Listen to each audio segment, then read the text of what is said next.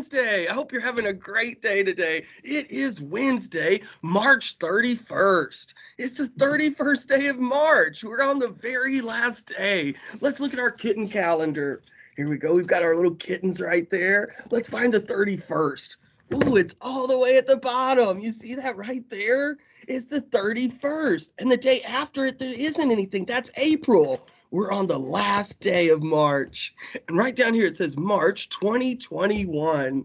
Well, I wanted to mention we won't be meeting on Friday this week. Okay, well, I've got two wonderful books for us to look at today. This first one is called What to Do About Alice. And it's about, let's find out. What to do about Alice. How Alice Roosevelt broke the rules, charmed the world, and drove her father Teddy crazy. Oh, this is going to be a great book. Let's look at this. Theodore Roosevelt had a small problem. It wasn't herding thousands of cattle across the Dakota Badlands. He'd done that. It wasn't leading the Rough Riders as they charged up Kettle Hill. He'd done that too. He bagged a grizzly bear and captured outlaws, governed the state of New York, and served as vice president of the United States, and still he had a problem. Her name was Alice Lee Roosevelt, and she was hungry to go places, meet people, and do things. Father called it running riot. Alice called it eating up the world.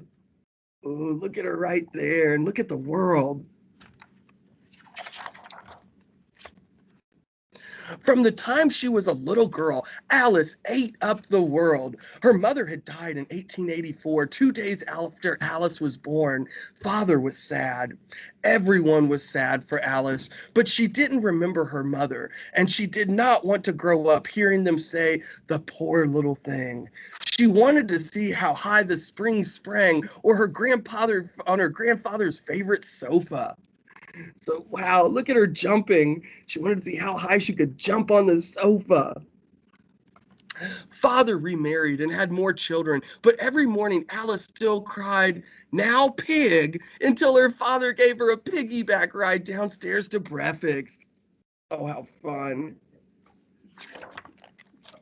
The family moved from New York and Washington, D.C., following Father's jobs. Wherever they went, Alice ate up the world. She rode across Oyster Bay for picnics on the beach, and she gambled through the parks of Washington, pretending to be a fiery horse. She learned how to love crusty French rolls and English tea served piping hot. She read voraciously and drank in Father's tales of Davy Crockett, George Armstrong Custer, and Daniel Boone. Oh, wow. Look at her learning about everything. She loved to learn. Instead of going to school, Alice was taught at home with lots of time for exploring. In New York City, she watched the students of Miss Spence boarding school walk oh so primely down the sidewalk. That didn't look like much fun to Alice. She wanted to own a pet monkey and wear pants. Oh, wow. So there's everyone in the boarding school, and here's Alice. And she's thinking about owning a monkey and wearing pants. Let's find out what happens. As Alice got older, doctors noticed that her legs weren't growing properly.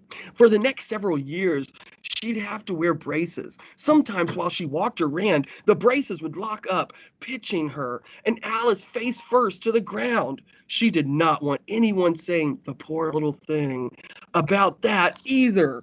Oh, wow, she's very angry, and we see her holding the braces right there. My goodness. When Alice's leg braces finally came off, Father encouraged her to ride a bicycle. He hoped it would help her feel less cautious. Yeah, so he wants her to feel a little less safe and explore even more. Alice loved her new freedom. She roamed the streets of Washington, from the Capitol steps to the gypsy camps by the racetrack. She joined an all-boys club. The boys arrived in disguise until Father discovered the ruse. He grumbled. Alice was unruly and inconsiderate. She was turning into a tomboy. And that's her and all of her friends right there. Enough was enough. It was time for Alice to attend Miss Spence's boarding school and learn to be a proper young lady. Alice was appalled. The idea completely shivered her. Every afternoon, all summer long, she made a point of going to her room to weep. Oh no, there's her in her bed crying. Father couldn't bear to see Alice so unhappy. When school started in the fall, Alice stayed home after all. She came up with her own solution for her education. She said to her father, "Let me loose in your library." She taught herself astronomy, geology, and even Greek grammar. She read Twain, Dickens, Darwin, and the Bible cover to cover. Every morning she told father what she had learned from the day before. Oh, wow. Look at her voraciously looking all over the library there. She also grew even more curious about politics as father's career soared higher and higher. The discussions around the breakfast table, the stream of people seeking father's advice, and the excitement of election night. In 1901, when Alice was 17, father became president of the United States. The whole family moved into the White House. Alice tried to be helpful. She watched her younger brothers and sisters so her stepmother could get some rest. Oh, wow. And this is them moving into the White House. Looks like they're having a great time. With her pet snake, Emily's spinach, which Alice had named for its color and its resemblance to a very thin ant, she welcomed father's visitors. He sputtered to a friend, "I can be president of the United States, or I can control Alice. I simply cannot do both." Oh, my goodness. As daughter of the president, Alice assumed her role as goodwill ambassador. She helped open the Buffalo Exposition, riding a camel and watching all the dancers. She christened the Kaiser's yacht with her great fanfare and a large bottle of champagne. And she visited all over the world, even Puerto Rico and Cuba, and was on her best official behavior. Father delightedly wrote to her, "You were of real service down there because you made those people feel special, and you liked them and took interest in them, and your presence was accepted as a great compliment." He warned Alice time and time again, however, not to let newspaper reporters catch her gallivanting around. He reminded her the nice people did not want to see their names in the paper. "Beware of publicity," Father said. "Do not talk to reporters." Oh, wow. Oh, and we see the reporters right there. Oh, wow. Oh, Alice. Everyone loved Alice. A songwriter wrote, "Alice, where art thou?" And bands everywhere played it. Mothers named their baby girls Alice, and Alice even had a color named after her, Alice Blue. And that matched the color of her blue-gray eyes. The press called her Princess Alice, and other young ladies rode in carriages. Alice drove her roundabout fast. She two-stepped till the wee hours of the morning, and she was even caught betting on a horse race. Letters poured into her father from conservative women's group. Alice's behavior was outrageous, they said. Oh my goodness. In 1905, father began his second term as president, and he was being sworn in. Alice waved madly to her friends until father finally told her to sit down. "Oh, you're making a show of yourself," he grumbled. "Well, you do it," Alice protested. "Why shouldn't I?" "But this is my inauguration," father said. Oh, wow.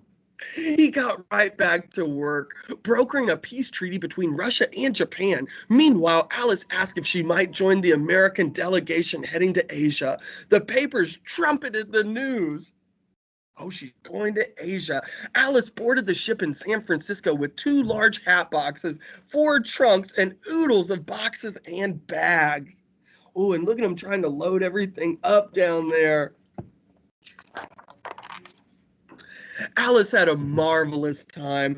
She danced the hula in Hawaii. She jumped fully clothed into the ship's swimming pool. She watched sumo wrestlers in Japan and reviewed the troops in the Philippines and toured the gardens of the Empress of China, receiving many gifts along the way. Oh, wow. Look at her touring. Isn't that cool? After 4 months, Alice returned with 2 large hat boxes, 4 trunks, oodles of boxes and bags, and 23 cases of loot. Father was not amused. Oh, wow. So this was all the stuff she brought back with her.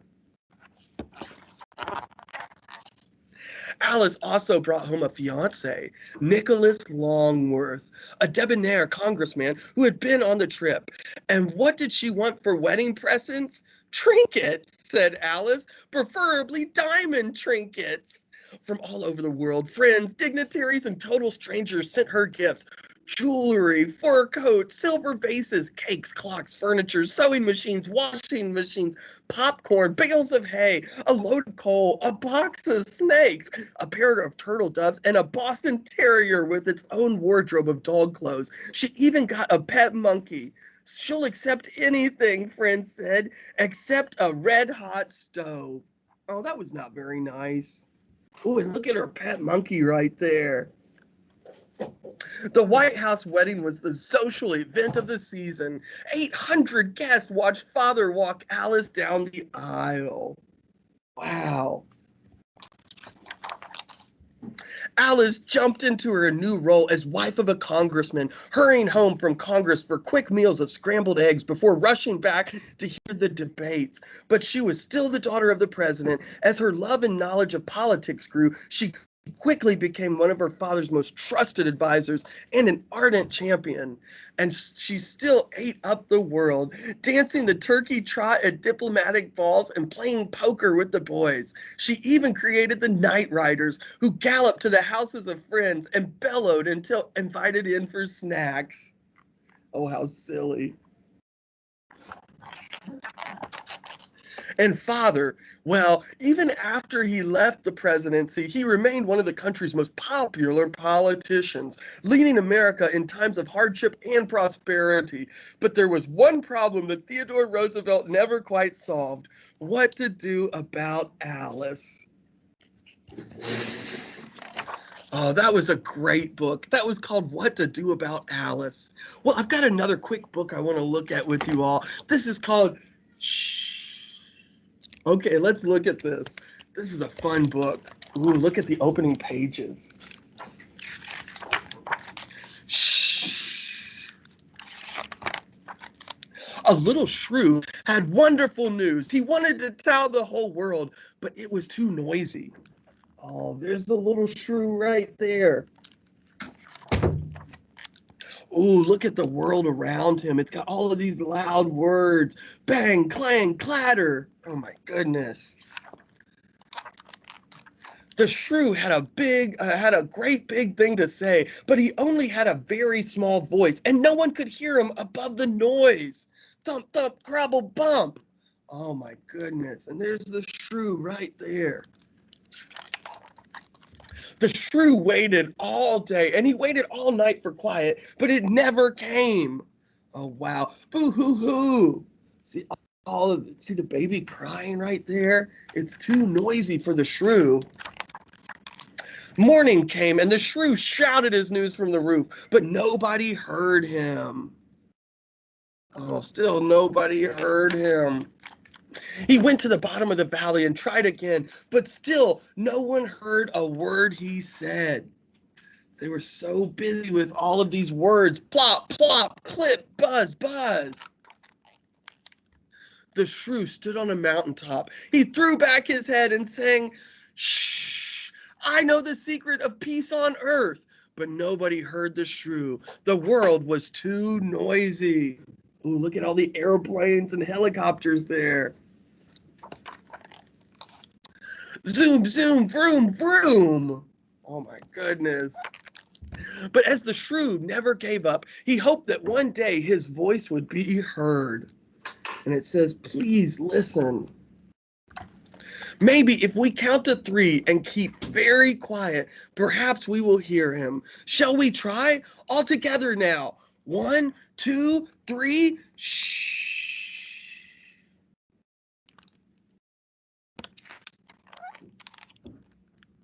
Oh, everything is quiet.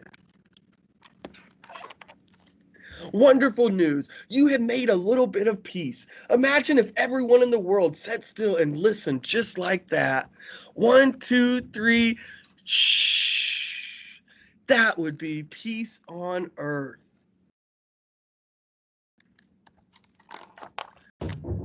That is the secret, or so I've heard. There's the shrew telling all of his friends. Well, that was a great book, and that was called Shh. Okay, well, I hope you have a great day today, and I'll see you again tomorrow. Bye, friends.